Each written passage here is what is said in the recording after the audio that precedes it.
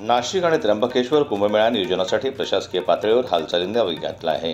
प्रयागराज येथील कुंभमेळ्याचा तुलनात्मक अभ्यास होत असताना नाशिक आणि त्र्यंबकेश्वर येथील कुंभमेळा हा वेगळा ठरतो। हे वेगळेपण लक्षात घेता त्र्यंबकेश्वर नगरपालिकेच्या वतीने कुंभमेळ्यासाठी प्राप्त निधी, उपलब्ध वेळ, दैनंदिन कामात भेडसावणारी तरंगती गर्दी, मूलभूत सुविधांचा अभाव आदी प्रश्नांवर भर देताना नियोजन करण्यात येत आहे। 2027 मध्ये नाशिक त्र्यंबकेश्वर येथे कुंभमेळा भरत आहे।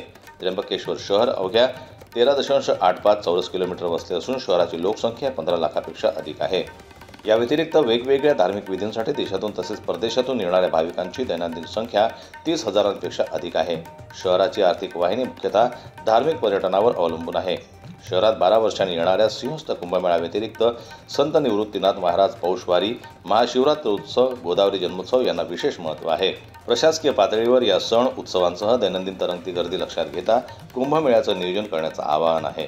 आगामी कुंभमेळ्याच्या तारखा लक्षात घेऊन पाऊस, त्यामुळे उद्भवणारी पूरस्थिती, दाट वस्ती, अरुंद रस्ते, वाढती खासगी वाहनांची संख्या यासह पायाभूत सुविधांचा अभाव या संकटांवर मात करावी लागणार आहे।